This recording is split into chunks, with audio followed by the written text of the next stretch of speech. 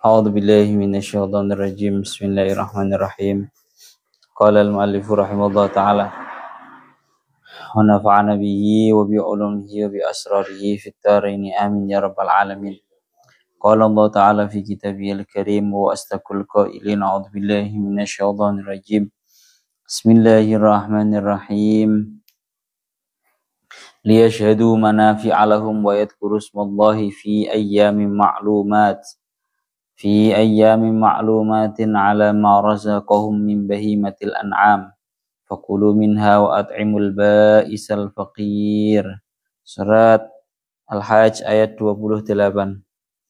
Niki tujuane tiang melaksanakan haji. Tujuane nopo?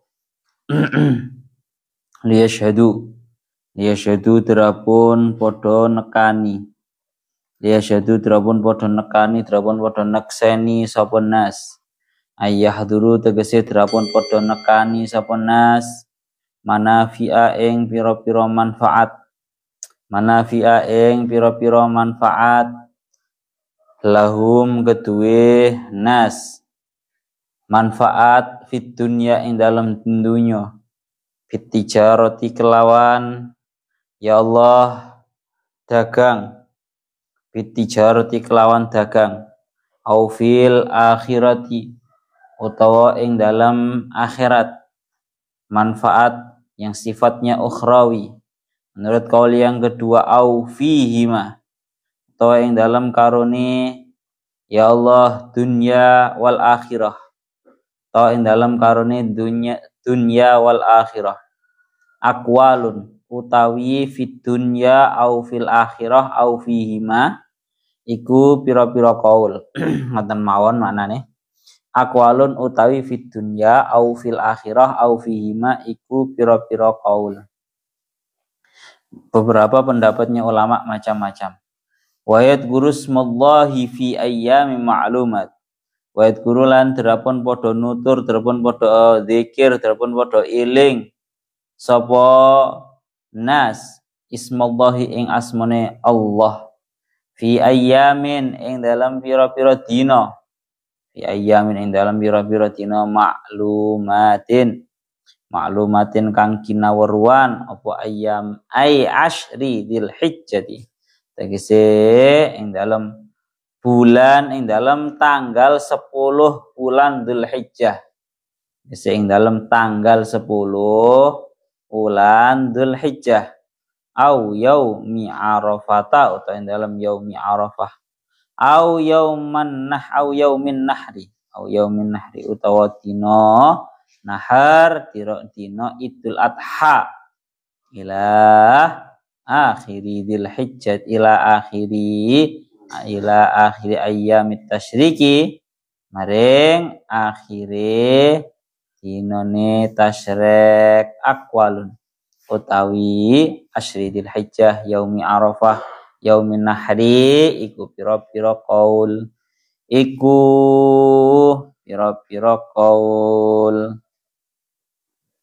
ya Allah ya Rabbi ya Karim alama razaqahum min bahimatil an'am alama ing atase barang razaqahum kang wis paring sapa Allah ing nas min bahimatil an'ami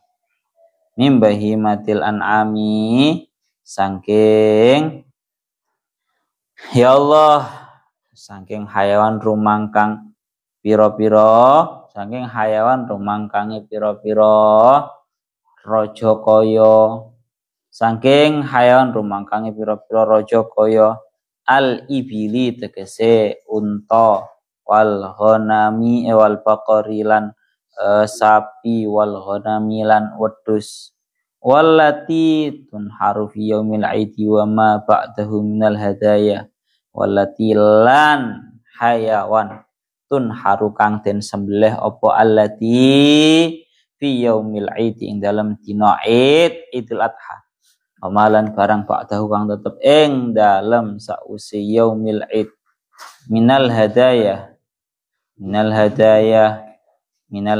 saking pira-pira hadiah hayawan reruba saking hayawan reruba wadhaya lan pira-pira hayawan kurban lan pira-pira hayawan kurban Fakulu minha wa at'imul ba'isal faqir. Fakulu mongko padha mangano sapa sira kabeh minha saking bahimatil an'am.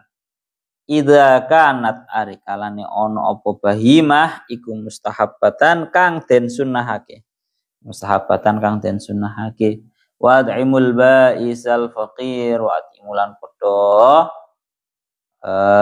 maring no panganan sapa sira kabeh al baisa ing wong kang melarat al faqira kang banget al baisa ing wong kang banget al faqira kang melarat wong kang banget melarate asyadida tegese wong kang banget asyadidal faqri tegese wong kang banget melarate. Sumal yakdu tafasahum wal yufu nudurahum wal yatawafu bil baitil atiq. Surat Al-Hajj ayat 29. Sumal yakdu nuli podo ngerampungno sapa nas bersenono to ngerampungono sapa nas tafasahum ing kotorane nas ayuzilu tegese podo ngilangono. Terapun padha ngilangono sapa nas ausakhahum ing pira-pira kotorane nas wa sya'sahum lan kerowek-keroweke nas. Iki maknane ngoten. Murate kerowek-kerowek niku barang-barang yang tidak rapi dari mereka.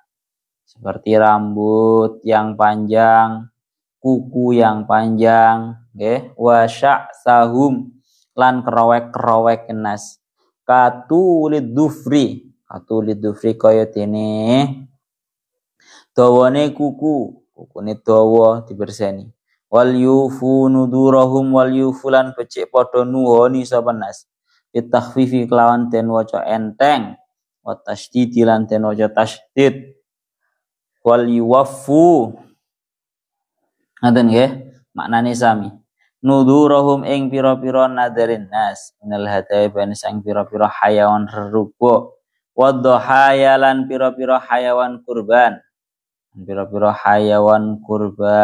nggih wal yatawafu bil baitil atiq wal yatawafu lan becik padha tawaf sapa nas tawaful ifadah tegese tawaf ifadah tawaf krana bubaran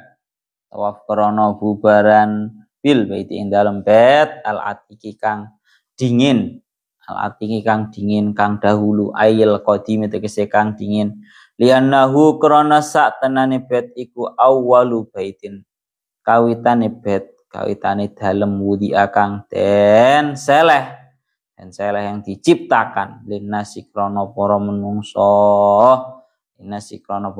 pun niki ngelengkapi kula wingi. Dados setelah kemarin membahas yang namanya wa'adin bin nasi bil haji yaitu karijala wa ala kulli dhamir yatina min kulli fajjin amik.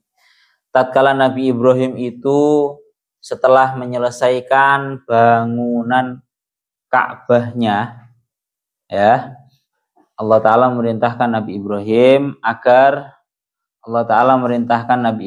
agar Nabi Ibrahim memanggil para manusia. Di dalam alam arwah barang siapa yang mengijabai, menjawab terhadap panggilannya Nabi Ibrahim 1 kali, dia akan haji 1 kali. 2 kali akan haji 2 kali, 3 kali dan seterusnya. Maka tidak satupun orang yang berhasil melaksanakan haji mulai dari zamannya Nabi Ibrahim hingga besok hari kiamat kecuali mereka-mereka yang telah menjawab terhadap panggilannya Nabi Ibrahim. Maka kemudian di ayat ini membahas daripada manfaat-manfaatnya haji. Manfaat-manfaatnya haji, budal haji itu napa? Kan ya'tuka rijala wa ala kulli dhamirin ya'tina min kulli fajjin amik. Semua manusia dari segala arah, dari segala penjuru akan mendatangi yang namanya Ka'bah. Satu-satunya ibadah yang mana tatkala seorang manusia itu tidak mampu, manusia itu akan tetap berusaha untuk mengupayakan itu ya haji.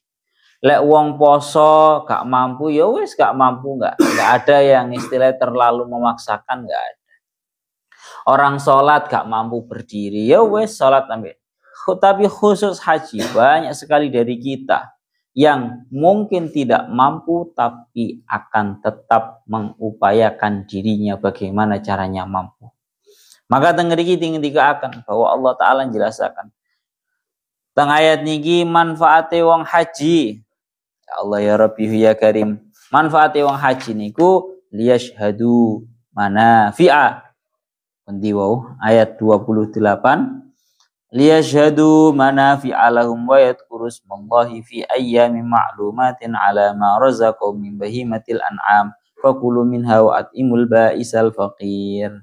Surat Al-Hajj ayat 28. Agar mereka para manusia bisa mendapatkan, menghadiri, mendapatkan manfaat-manfaat yang akan mereka dapatkan. Wa yadhkuru ismallahi fi ayyamin ma'lumat, dan mereka menyebutkan asma'nya Allah Ta'ala, namanya Allah Ta'ala di hari-hari tertentu. Menyebutkan namanya Allah itu ala ma razaqahum min bahimatil an'am, di atas hayawan-hayawan ternak yang telah Allah Ta'ala berikan kepada mereka, tentunya untuk dibuat korban, dibuat sebagai hadyu, hewan persembahan, atau nanti juga sebagai dam, dan seterusnya. Fakulu minha wa atimul ba'isal faqir, maka makanlah dari hewan-hewan tersebut dan kemudian berikan kepada orang-orang yang fakir, orang-orang yang sangat melarat. Wa ala kulli hal pembahasannya ngeten. Jadi ini menjelaskan liyashhadu manafi'alahum, ayyahduru manafi'alahum, agar mereka para manusia itu menghadiri, mendapatkan manfaat-manfaat untuk mereka. Manfaat dalam haji itu apa? Ala qaulin, menurut satu qaul, fit dunya bit tijarah. Wong haji iku salah satu manfaate isok biar mendapatkan keuntungan di dunia dengan cara berjualan. Oh, kalau orang zaman dahulu itu Pak, haji ku karo nggawa-nggawa, karo dodolan. Besok Jawa haji wes saiki loh, orang-orang Jawa, orang-orang terkhusus kita ya, orang-orang Jawa ini. Iku umroh aja haji. Umroh iku karo bakulan sing jenenge rokok. Dadi tase awake dikeki sak slop, maron dititipi nang tase kanca-kancane, dititipi kabeh sak slop. Itu termasuk daripada manfaat yang ada pada haji ataupun umroh. Kalau ditanyakan bagaimana hukumnya orang itu haji, orang itu umroh, yang mana dia itu yo nyambi dodolan. Daunnya Syekh As-Sawi, tidak masalah orang itu melaksanakan haji atau umroh nyambi dodolan. Yang penting itu bukan tujuan utama, tapi tujuan apa bahasannya? Tujuan sampingan lah. Napa tujuan sampingan. Kalau Al-Imam Al-Ghazali pun bolak-balik dawuh. Pokoknya kaidahnya ngene. Kaidahnya ngene lek dawuh Al-Imam Al-Ghazali. Wong iku ketika melaksanakan ibadah yang mana di situ ada tujuan lain yang sifatnya duniawi, maka nanti dilihat dulu. Ada kalanya tujuan duniawi ini kalah dominan. Artinya cuma menjadi minoritas. Aku budal haji, aku budal umroh, nyambi dodolan. Tapi dodolan ini cara nang jero atiku itu mek 30% tok. Napa? Mek 30%. Aku memang murni kepingin haji, kepingin umroh. Ya bahasanya gak murni. Ya 70% aku pengen haji, pengen umroh. Dodolan rokok ini mek gur sekedar sampingan. Enggak efek menawa kena digawe sangu dan seterusnya. Maka kalau seperti itu ya pahalanya lebih besar, pahala ukhrawinya lebih besar. Kemudian ada di titik di mana tujuan ukhrawi sama duniawinya itu sama. Niat hajinya, niat umrohnya 50%, niat dodolane yo gak kalah gede. Masalahnya dia ini bakul, jadi semangat. Maka kalau seperti itu ya pahalanya 15-15, 50%, 50%. Lihat yang terakhir, ketika pahalanya, ketika niat ukhrawinya itu malah lebih sedikit daripada niat duniawinya. Wah, saya itu umroh itu haji itu murni tujuannya aku kepingin golek duit. Cara nggih bahasa kasaran ngomong travel iki lho Pak. Gayane ngongkon wong haji umroh bakne awake dhewe tujuane mek murni golek duit. Ya gak ngarani. Ya gak semua travel seperti itu. Ada yang memang tujuannya ya kepingin ibadah dhewe, ya kepingin menghantarkan melayani orang ibadah juga ada. Cuma yang namanya niat itu nggak bisa dibohongi. Yang namanya niat itu nggak bisa dibohongi. Mulane niat awak dhewe kudu ditata tenanan. Awak dhewe buka travel ngono semisal ya. Niatana sing tenan, ojo murni mbok niati golek dhuwit. Napa? Ojo murni diniati golek dhuwit. Niatono kula kepingin gampang nglakoni haji umroh. Gawe kula dhewe, gawe keluarga kula dhewe. Ditambah kula ya kepingin melayani orang-orang, memudahkan orang-orang yang mau haji dan juga umroh kepada Baitullah. Paham ya? Tapi akeh-akeh biasanya akeh-akeh awak dhewe suudon ya. Akeh-akeh traveling murni golek duit. Mulane apa? Wes jadwali dirubah-rubah, digoleki regane pesawat sing paling murah, digoleki regane pesawat paling promo, paling murah. Lah itu ganjarane beda maneh. Wes, itu pendapat pertama, maksud daripada manfaat itu untuk mendapatkan keuntungan duniawi, untuk berdagang. Cara saiki ngono jarang wong berdagang. Ya saiki cara bahasane wong bakul Ka'bah ya wong sing travel ngono iku. Lanjut. Au fil akhirah atau biar mendapatkan manfaat akhirat. Niki barang pasti wong lek haji laisa lahu jazaun ilal jannah. Al hajj al mabrur laisa jazaun lahu ilal jannah. Wong sing haji mabrur tidak ada balasan baginya kecuali surga. Yang terakhir, pendapat yang terakhir au fihima. Oh, nggak bisa. Nggak bisa manfaatnya itu cuma khusus perkara akhirat, juga nggak bisa perkara duniawi. Dua-duanya. Karena barang haji itu membawa manfaat duniawi dan ukhrawi. Kalaupun balik matur, kalau wingi sampun kula aturaken. Kowe lek sampai haji entek ratusan juta. Kowe awak dhewe barang lek sampai umroh entek puluhan juta. Yakinono duit ki orang arah entek malah balik malah meningkat. Wis ta lah yakinono koyo ngono. Dadi aja sampai eman. Aku duit 30 juta ya. Kayak apa nggih umroh tak nggih tuku sepeda motor apik ae. Ya guys ya. Kan pikirannya awak dhewe kan pikiran-pikiran bocah enom to, Pak. Tapi ngene iku wae dawuh para ulama. Mesti diganti. Manfaat duniawinya pasti diganti oleh Allah berkali-kali lipat. Yang nomor 2, pasti kita juga akan mendapatkan ganjaran yang sifatnya ukhrawi. Jadi niatnya awak dhewe ditata, Pak. Kalau dawuhnya Syekh Mutawalli Asy'arawi banyak ini guys, intine iku mang lah. Nang sing jenenge haji, nang sing jenenge umroh iku urusane bukan murni ganjaran tapi juga banyak sekali mengandung unsur manfaat duniawi, bahasa gampang ngomong bisnis. Napa? Bisnis. Banyak orang-orang itu bisnis.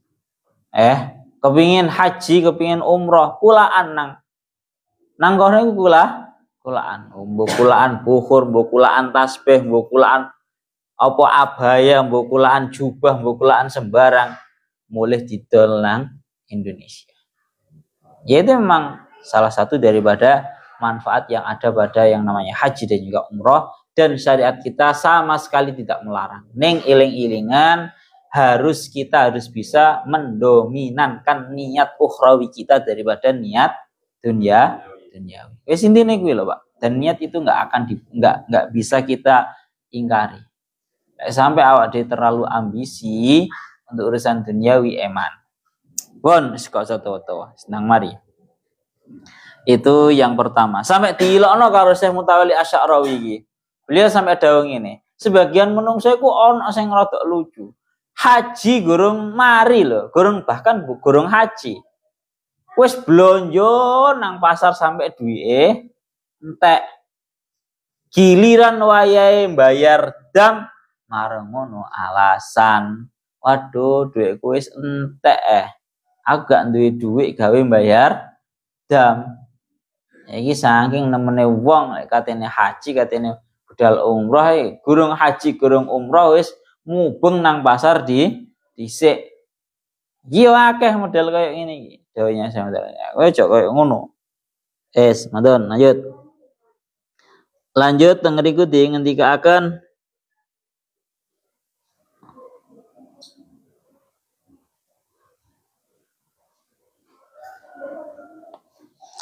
liyashhadu manafi'a lahum wa yadhkurus mallahi fi ayyamin ma'lumat ala ma razaqahum min bahimatil an'am, dan agar mereka itu menyebutkan nama Allah itu dengan artian teng mriki disebutaken ai inda i'dadil hadaya wa dzabhiha, yakni tatkala menyiapkan ya Allah ya Rabbihu ya Karim, menyiapkan hewan-hewan sembelihan, baik sembelihan itu untuk kurban, untuk penghormatan atau untuk dam.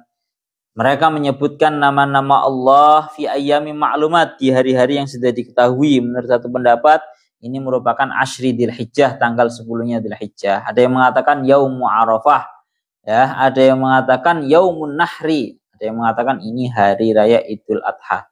Ila akhir tasyriki, hingga hari tasyrik. Alama razaqahum min bahimatil an'am, atas apa yang telah Allah Ta'ala berikan kepada mereka dari hewan-hewan ternak, al-ibil wal baqar wal ghanam allati tunharu fi yaumil id, ya, onta, sapi, kambing yang disembelih di hari raya dan hari setelahnya berupa hewan-hewan sesembahan dan juga hewan kurban. Wong niku artinya kalau di hari-hari itu menyebutkan nama-namanya Allah Ta'ala dengan artian ya memang membaca Allahu Akbar, ya, seraya menyembelih hewan-hewan kurban, seraya menyebutkan bertakbir, menyebutkan namanya Allah. Pun niku ngoten. Niku maksude wa yadhkurus mallahi fi ayyamin ma'lumatin ala ma razaqahum min bahimatil an'am. Ya Allah ya Rabbi ya Karim, dilanjutaken malih teng mriki. Faqulu minha idza kanat mustahabbatan wa timul ba'isal faqir. Maka hendaknya kalian semua memakan. Maka hendaknya kalian semua memakan terhadap hewan-hewan tersebut, ya. Hewan-hewan tersebut idza kanat mustahabbatan, kalau memang merupakan hewan-hewan yang sunnah, artinya untuk kurban yang sunnah, itu boleh untuk dimakan. Wa atimul ba'isal faqir, kemudian hendaknya kalian berikan kepada orang-orang yang sangat fakir atau orang-orang yang melarat. Dari pendapat ini, dari ayat ini ada sebagian ulama berpendapat bahwa dari kalangan Syafi'iyah, lek bahasane fakulu wa atimu, makanlah dan berikanlah. Berarti menurut sebagian ulama, lek orang itu melaksanakan yang namanya sebuah penyembelihan hewan kurban, berarti separuh panganan dewe, separuh kekno wong. Kan fakulu wa atimu, kulu mangano, atimu berikan kepada orang lain. Oh, berarti setengah panganan, setengah napa kekno wong liya, orang yang fakir. Menurut satu pendapat seperti itu. Menurut satu pendapat juga iso setengah-setengahnya kakean nek jarene ngono. Ono sing mengatakan sepertiganya.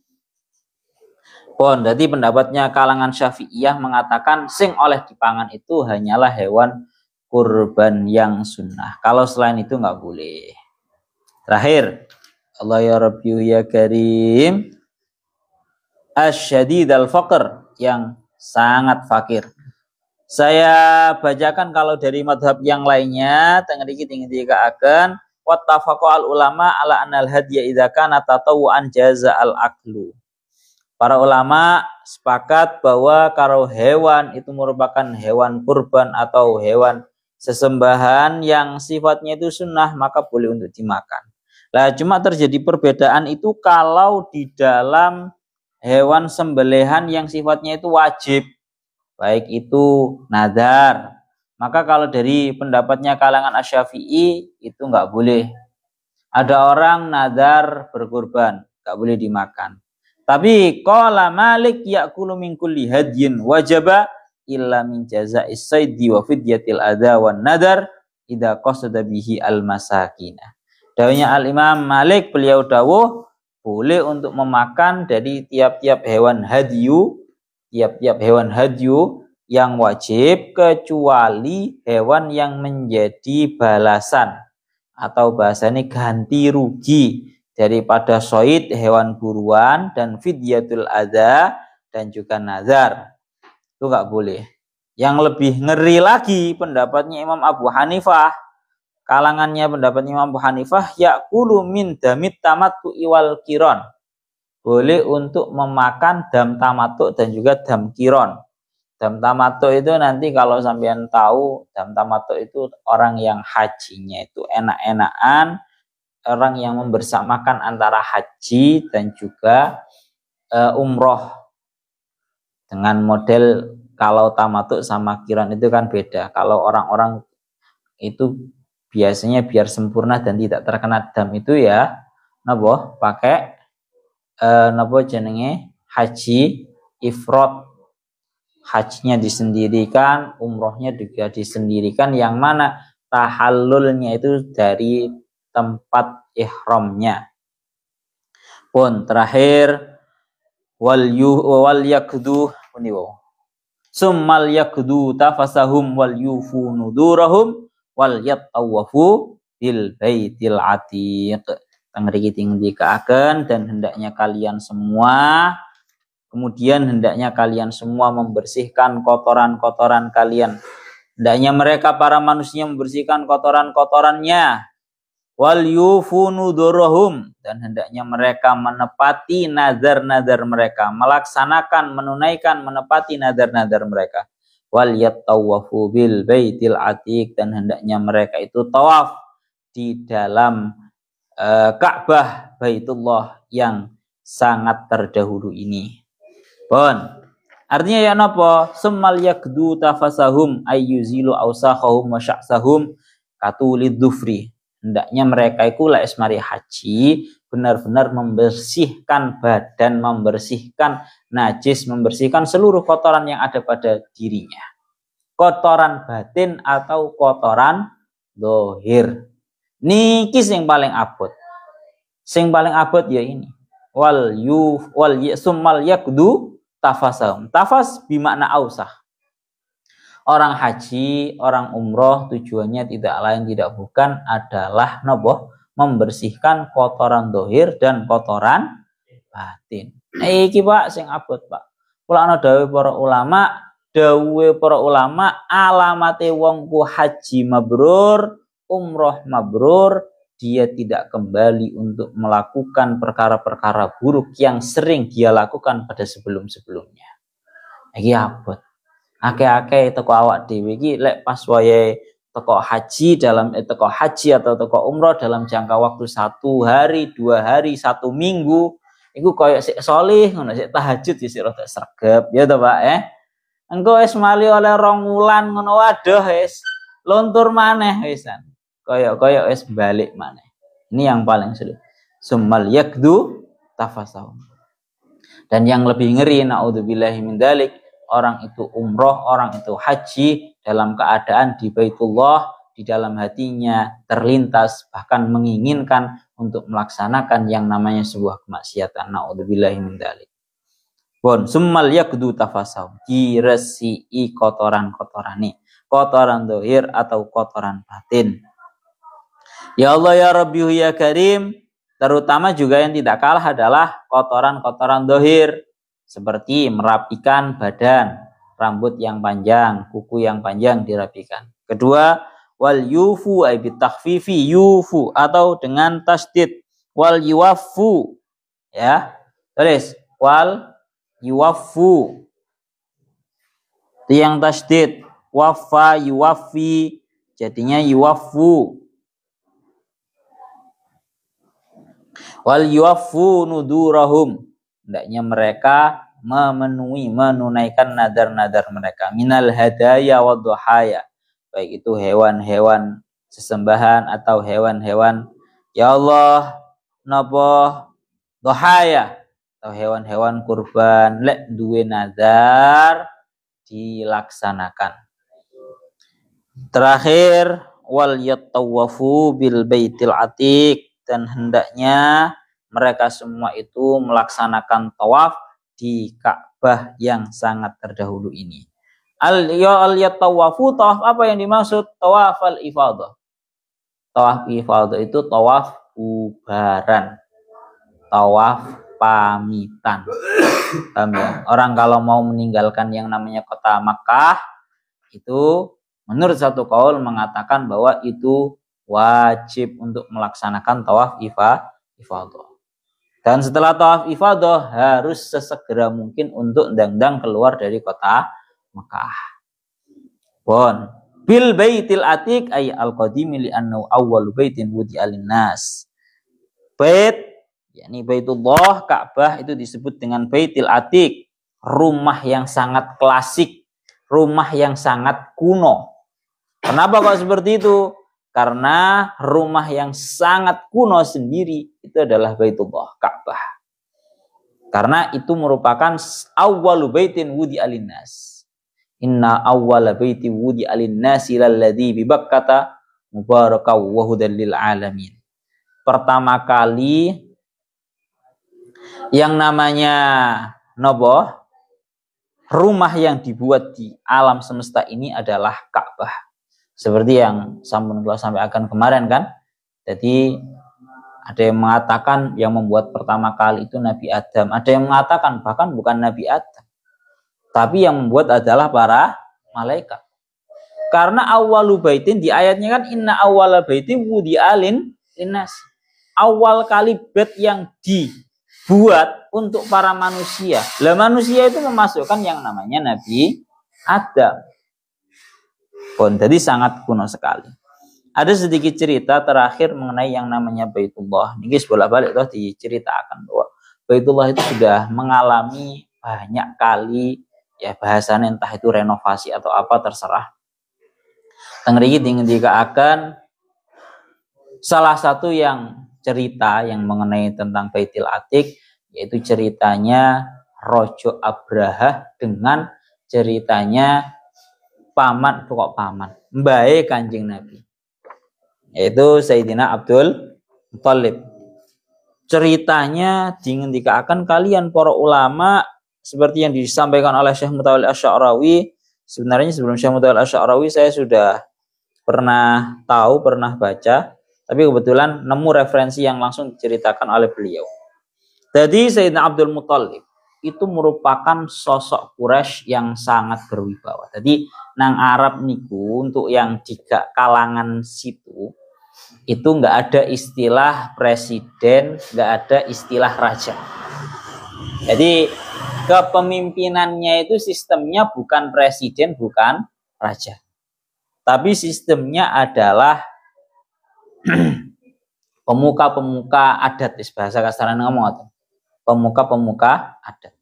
Jadi banyak pemuka-pemuka di situ yang salah satu yang paling dihormati adalah Abdul Muthalib. Dingendikaken Sayyidina Abdul Muthalib mbae Kanjeng Nabi niki merupakan seorang laki-laki yang sangat besar dan berwibawa. Bahkan tatkala Raja Abraha itu hendak menyerang terhadap Ka'bah, maka tidak langsung menyerang. Semua ada aturannya.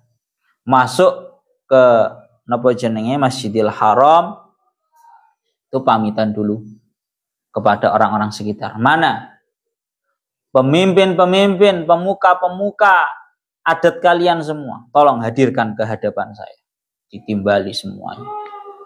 Lah kok marongonten sing salah setunggale sing rawuh niku Sayyidina Abdul Muthalib mbae Kanjeng Nabi. Abraha iki dadi ketok cuwilik teng ngersane Sayyidina Abdul Muthalib. Wis gawagah gawedhe wibawa bisa. Tatkala Raja Abraha dihadiri, disowani oleh yang namanya baik Kanjeng Nabi Sayyidina Abdul Muthalib, Raja Abraha gentar tubuhnya. Kemecer, Pak. Bahasanya benar-benar gemeter gara-gara saking wibawane Sayyidina Abdul Muthalib. Gemeter tenanan. Saking wibawane sampai gemeter, marangon dan Sayyidina Abdul Muthalib tidak lain tidak bukan cuma matur dumateng Abraha. Hei Abraha, aku nang kene gak kakean omong. Aku nang kene cuma kepingin menuntut kepadamu 100 unta yang telah dijarah oleh seluruh bala tentara. Jadi tuntutannya Sayyidina Abdul Muthalib niku napa? Malah menuntut 100 unta yang telah dijarah oleh bala tentaranya Raja Abraha. Raja Abraha langsung gini. Bahasa kasaran ngomong meremehkan kepada Sayyidina Abdul Muthalib. Abdul Muthalib, demi Allah tatkala kamu masuk ke hadapanku, aku terasa menjadi kecil dan gemetar oleh wibawa kamu. Namun wibawamu menjadi turun, menjadi hancur setelah aku mendengarkan kamu masuk kepadaku tidak membahas tentang penghancuran pelindungan terhadap Ka'bah, akan tetapi kamu malah membahas urusan duniawi berupa 100 unta. Kon iku cek aneh. Aku mang awak melbu lho aku wis gemeter. Lah kok bahasan melbu tenanan kok bahas iku malah perkara-perkara gak penting, perkara-perkara duniawi. Jarine Raja Abraha. Maka dijawab dengan tegas oleh Sayyidina Abdul Muthalib.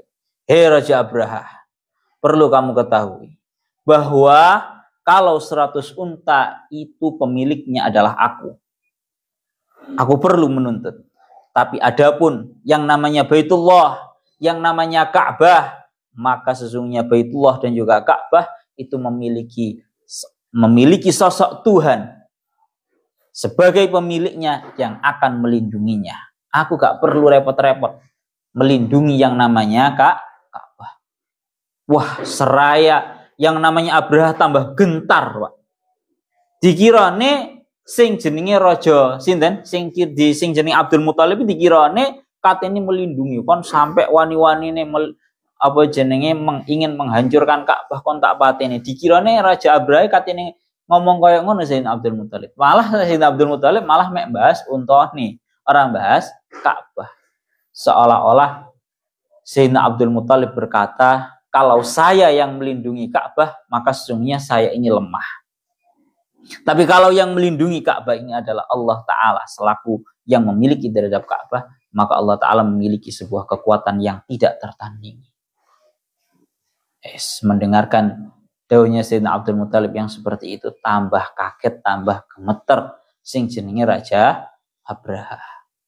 Pun niku ngoten.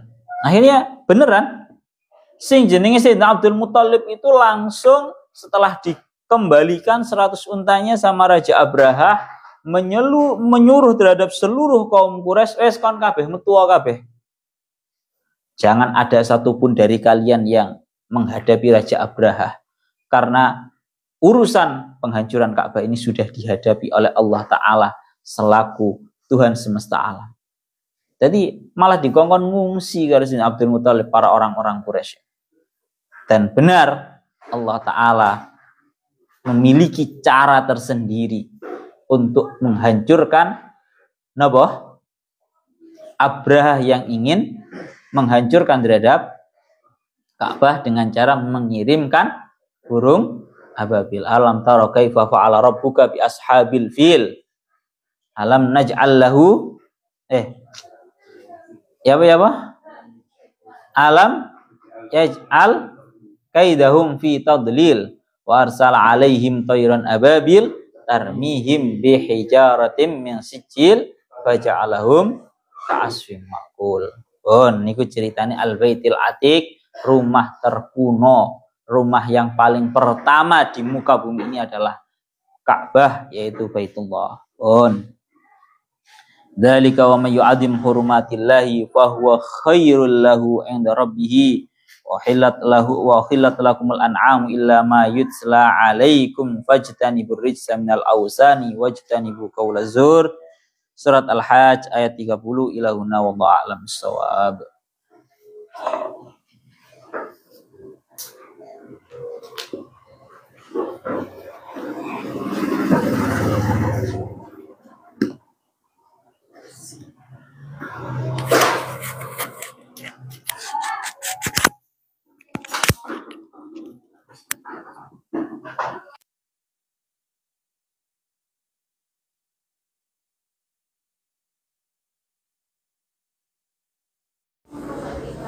salah tuh dewi rek. Salah tuh dewi. Kapan nih? Suruh gini mana? Itu. Belum jelas.